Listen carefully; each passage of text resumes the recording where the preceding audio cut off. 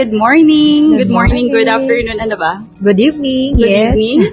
Actually, welcome sa kape, Kwento at Kape, another segment of our Kwento at Kape. Yan. So, my name is Line again. I'm Casey. Casey. And again, welcome. Nandito kami ngayon sa Horie pa rin, no? This is still in the Horie area. Nandito kami sa, how do you pronounce it, cafe, Case? Gout? Gout coffee Gout? ba to? Yeah. Gout, So, maganda siya. The vibe is good. And ipopost namin kung saan. And of course, yung surroundings, we're gonna post it later. Kasama dito sa podcast namin yan. So, yeah. Yun. Ano tayo, ate? Yan, mag-cheers Cheers. kami muna. Yay! Mine is a cold brew, iced coffee, and what's that you're drinking? Cinnamon, vanilla cafe. Ayan, so masarap siya. Mm-mm. So, yan, what's our topic for today nga, Case? Just random topic which is ongoing sa internet, ate. Are you also updated sa internet? Not that much, but probably you can share yung mga ano bang trending ngayon. Kasi may trending ngayon. Like, I saw it everywhere. Kahit sa IG, on Thread, Facebook, number one, TikTok. Yung scandal with the CEO sa Coldplay na Concert. Have you seen that?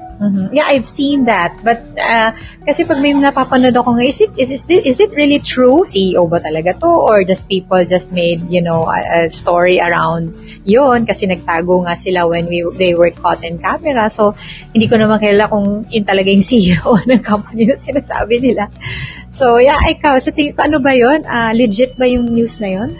Yeah, sabi nila, legit daw. Kasi meron akong nakausap na Amerikano. Sabi niya, he's not worried about the CEO, but the wife, nakakatuwa daw yung mga comment. Kasi parang, I think they're separated already. Parang ganun. And then parang wala siyang pakialam. And then, she's after what she can get. After kung ano yung pinakita sa, diba? Sa news, yun. Kasi it's a proof na eh. Oo, yeah. Na may ganong nangyari. So, she can use that sa So, nga for litigation yung sa mga money matters, no? Sa money matters. Plus pala nga naman yun sa wife. That would be a lot of burden for the guy. But yeah, may mga ganun news and people really dumadagsa talaga yung tao and they repost it and they keep on reposting it. But syempre, kawawa naman yung, hindi ko naman sinasabi na hindi, paano magiging kawawa hindi naman maganda yung ginagawa. But of course, that's their business. Ano ba? Do you think they have to repost and repost it? Ayun nga, ate. I never, hindi ko sinusuportahan yung mga ganong mga relasyon, yung mga kabit-kabit na yan, mga cheating issue yan. But then, what I felt is, tao rin yung mga yon. Maybe meron silang hindi magandang ginawa, but then yung damage sa kanila and sa family nila, kaka-repost din ng mga ibang tao, mas how do you say, yung mga nagre-repost, they're bad. Also, kasi ikaw na tao na nakagawa ka na ng masama, tapos yung mga tao na repost and making fun of them, don't you think, di ba, parang mas masama ka pa doon sa tao kasi yun ang ginagawa mo. Kaya, don't you have a life? They're inflicting more damage to what's already been, diba, hurting na syempre yung wife, hurting na din syempre yung mga people, na nakasali doon sa issue na yun. Exactly, kasi diba, kung ako yung, kung ako yung anak, o kaya kung ako yung asawa, tapos marami pang nagpo-post ng ganong video, parang, it's everywhere. Ano naman ako? Yeah. Kaya nga. Nakakainis. Parang kung gusto mo nang tanggalin na natin. Yeah. Diba? Yeah, but there's a lot of things talaga. Ayun nga ang that's the power of choosing, no? What you really want to share or repost dun sa social media mo. But syempre, rights nila yon if they wanted to repost. At ikaw din, kung ayaw mo. So ate, balik tayo dun sa dun sa mga cheating issues, 'di ba? Parang feeling ko kasi nowadays people are more I don't know, they're busy, but still, they have a lot of time to think ng hindi maganda. Sabi nga nila, kasi if you are really busy, wala ka ng oras talaga, di ba? Yeah. Para sa mga hindi naman magandang bagay. Like, sa buhay ng tao talaga, ang ikli talaga ng buhay ng tao. Ba't kaya mo pang gumawa ng mga kalukuhan dyan? For me, ate, kasi sabi nga, di ba, even in the Bible, kasi di ba, ate, meron ding yung issue sa, have you seen that? Yung Chinese? Sino pa pangalan nun? Si Miss Red ba yun? Yung, What about it? ano siya, ate, parang, he disguises himself as a woman, parang ganyan, and online, he met a lot of guys, like 1,000+ guys, and then they go to his pad, and then bring something to her, to him, And then? and may mga nangyayari sa kanila. Wow. So, Talaga? yes, and then parang ang mga hinihingi niya, mga prutas lang, mga, ewan ko if it is prutas and oil, parang ganyan, oil, really, yung cooking oil, Yeah. Then, ang daming nagko-comment na parang, kasi parang yung may mga, eto ang pangit pa doon kasi lahat ng mga may nangyari sa kanila is binidyo niya ng patago. And then he put it online. So, nahuli din naman siya eh. Pero syempre, kumalat na yun sa China. And then yung mga, syempre kung halimbawa ako, meron akong partner, tapos nakita ko yung partner ko nandoon, tapos ako nahawaan na pala ako ng HIV. Kasi nagkaroon ng HIV yung mga tao. Kawawa naman yung kapartner. Yeah. May mga ganun tao na what do you use of your time, no? They indulge in something bad or you might as well indulge in something good. Minsan, pag wala kang magawa, dalawa lang naman talaga yan. Do something good or do something bad. So, sana lang, no? Which is, we think it's impossible, no? Pag lagi mo naisip ang good kasi tao lang naman tayo, no? Pero ang galing nung naisip niya na ganon, tapos ang dami niya naapektuhan. Ang galing nung mga tao na drawn into that negativity, drawn to sa mga ganong pangit na bagay. So, ako kasi, I always say, I pray for them na sana they will be enlightened to do something good instead of thinking of something bad. And pag naisip mo na meron kang spare time, think of something na sana yung makakatulong ka sa iba, no? Ano kayo magagawa ko sa time ko that would help others? Pero syempre, iba-iba nga ang thinking natin, no? Diba? Sana. Ako, ate, two things naisip ko with that. Kasi I always believe, number one, idle hand is devil's workshop. Yeah. Number one yun. So, the more ka na, ano ba yung tawag dito?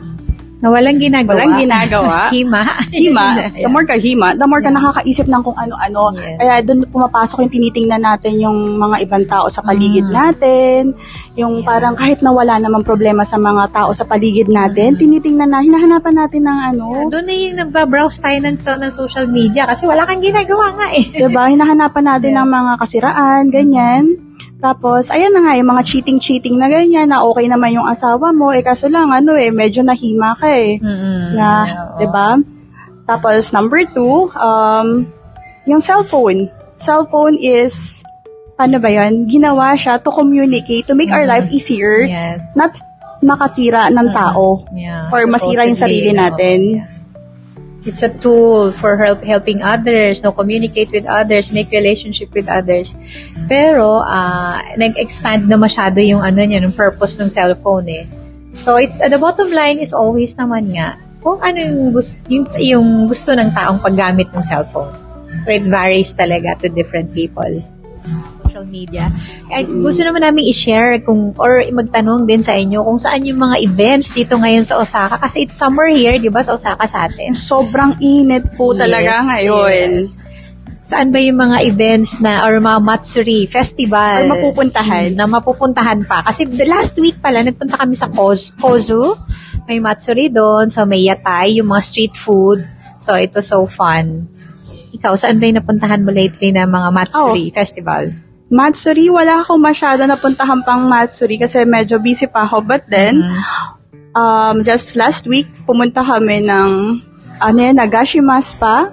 It's fun, ate. Sobrang sarap doon. Ano, Did you took masaya. the ride ng yung roller coaster doon? To be honest, hindi kasi ako pwede talaga sa init eh. Ang sakit ng ulo ko. yan, Yung napakainit pumipintig niya. yung Init, pagdating sa pag init. Hindi naman ako anak mayaman, pero Mainit. Yan. Pag mainit- Mainit talaga. wala na. Mahina ako sa init. Pwede tayo sa yelo, wag lang sa init. Oo. Pero ate, worthy yung pagpunta mo doon kasi sobrang Saya. Masaya Sobrang pala saya. talaga kasi it was my first time. Really? Tapos, at I think it's open hanggang September lang yata. See. Kasi may onsen din doon dun sa area na yun. Which is, tsaka pag December, di ba yung elimination? Yeah, and also, during summer, merong Lantern Festival and yung gusto kong puntahan Ayun, yung ate. Obake Matsuri sa Yes. Kyoto. Yan. At ano nga ba yung obake? Yan yung mga ano ba yun? Yung mga meats, mystical meat dito sa Japan, yung mga nakakatakot. Kumbaga sa atin, sila manananggal, ganon. Yan. But then they have different version here in Japan. Yan yung mga, ayun nga, mga aswang. Yan. Ipopost ni Casey sasama dito sa podcast. Yung kung kailan at saan. That's in Ayan. Kyoto. Look And forward. Ano pang mga events? Marami. Tsaka alam mo, pag nagpunta ka dito sa mga park sa Osaka, marami mga fountain and you can see all the children playing dun sa fountain kasi nga mainit ang panahon. So, sana ma-enjoy din ng mga may anak yung mga fountains and parks dito sa Osaka. ayun nga ate, here pala sa makakwento ko lang ha. Kasi pag mainit yung panahon, sabi nila, 'di ba, yung mga Japanese daw nagiging atama okashi. At ano ba yung atama okashi mo na? Parang naluloko, parang ganyan. Pag mainit ang panahon, iba They the turn way. crazy. They turn crazy. Yeah. So, feeling ko, yun yung term lang nila. Pag halimbawa sobrang mainit. Kasi syempre, di ba, pag iba kasi talagang init dito tsaka sa Pilipinas eh. Nako. So, mainitin yung ulo nila. Nakakaisip sila ng hindi magaganda. Kunyari, may mga away, yung mga ganon. Kasi, syempre, hindi sila makalabas ng normal days eh. Di ba sa mga Kasi umaga? sobrang init talaga, yeah. Papunta pa lang dito sa cafe, ang init talaga eh. Lusaw na yung makeup mo. Tapos yung mga taba-taba mo, nagme-melt na. Sana mag-melt. Hindi na natin kailangan mag-gym. Ganon.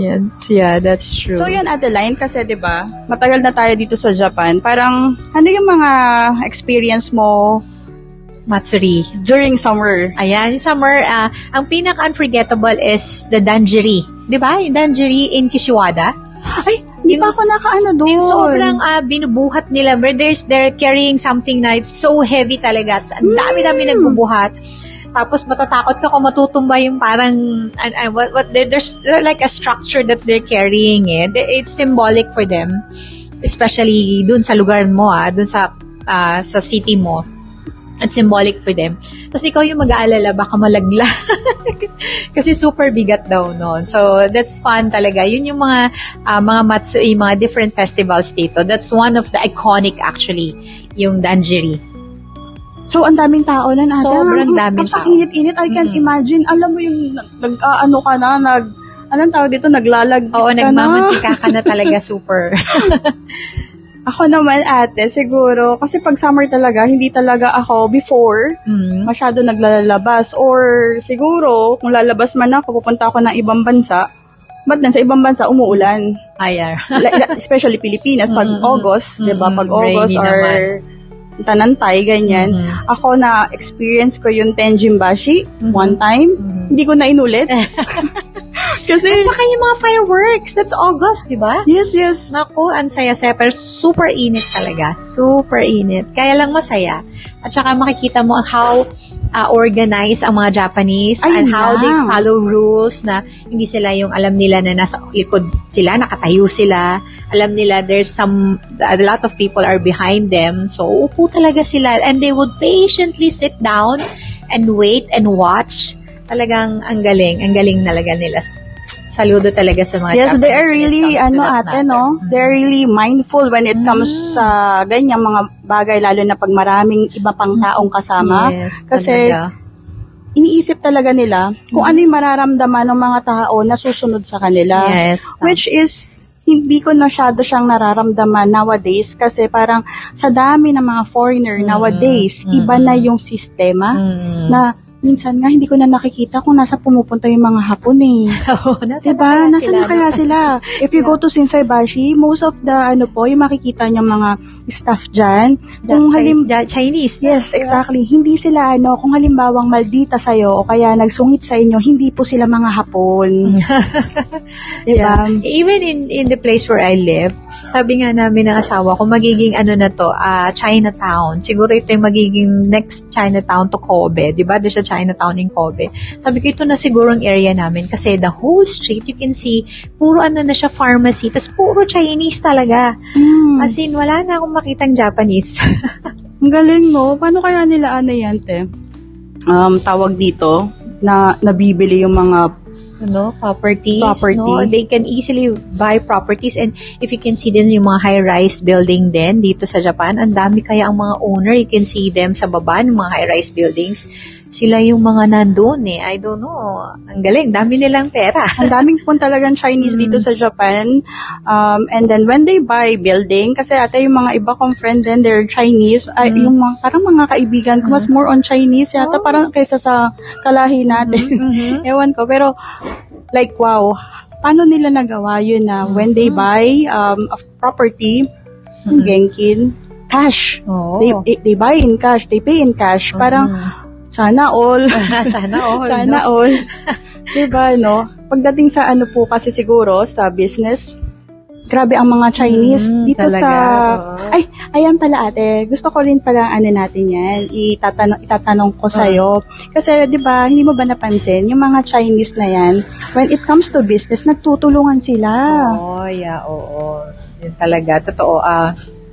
Saka kahit na maliit lang daw nakita, basta umiikot yung pera, Yun yung magandang mga, characters ng mga Japanese when it comes to business eh. Hindi sila yung agad na malaking kita daw. So, kahit maliit lang, pag marami naman ng sales, diba, like, for example, $1 per item, Imagine mo kung madami naman ang bibili. So, they focus on that. Hindi agad yung sa isang one-time, big-time na kagaya ng ibang mga business-minded na tao or ibang lahi, Yung ibang citizens, ibang nationality. And Chinese daw talaga, kahit maliit lang, pinapaikot na nila agad yun. Which is a good Tapos ate, diba, yung trust talaga and longevity, importante sa business kasi you don't want to start a business tapos after a year, mag-iiba ka na naman. After a year, mag-iiba ka na naman. Kasi mawawala yung trust ng tao sa'yo. I don't know kung sa Pilipinas ganyan din ba, pero pag once you're into business, sa mga malalaking mga, tawag dito, mga cooperative na talaga, they look kung gaano nakakala, haba. Mga corporation, kung gaano katagal, Kung gaano katagal. And also, di ba ate, ka rin pala, nag-golf ka? That was long time ago. Hindi, kasi di ba, once nag-golf ka, nakikilala mo yung mga tao na kalaro mo. So, doon, pag halimbawang, dito po kasi sa Japan, kwento ko lang po, pwede po kasi kayo yung parang minsan, kung makakakita kayo ng mga maayos na Hapon na gusto talagang mag-invest, hindi mo kailangan ng pera. Pero yung trust, kung ikaw ba, mapagkakatiwalaan ka nila, they invest in you. Tapos, kung halimbawang okay yung pera na ininvest nila sa'yo, okay na yun eh. Basta palaguin mo lang. Hindi katulad sa atin, kailangan mo ng pera pa para makapag-business. Dito is different. So, yun nga talaga number one, trust. Yung trust talaga. So, kailangan mong i-build talaga yung sarili mo na maging trustworthy. Kasi para, yung connection, you need that, yung connection for someone who's gonna invest in you, kung gusto mo talaga, di ba? So, importante yung word of honor mo naman, Pag sinabi mong gagawin mo, you should deliver. Kasi maraming, kaya yan, tas hindi na ma-deliver. So, make sure na pag nagbitaw ka ng salita, you can stand by it. I like that ate, word of honor. Yung isang salita yan kasi hindi ko po nilalahat, but then, kasi syempre sa ibang mga lahi din, di ba? Ibang lahi din, may mga ganyan. Yes. Kahit na, kasi hodang professional ka sa work mo or pa yung posisyon mo sa trabaho mo, may mga ganyan na pag halimbawang may kailangan ka sa isang tao, ihaharakiri mo yung tao na ganito, ganyan. Afterwards, bigla mo siyang bibitawan. Parang, di ba? No, kaya nga. Nagre-reflect back to that person kung ano yung ginagawa niya. Hindi naman porket na nag-sorry ka. Kasi yan, word of honor, number 1 yan. Na naman ate yung mga tao sa pinupuntahan natin. So we're going to end our podcast. So if you want to share something or may gusto kayong topic, let us know.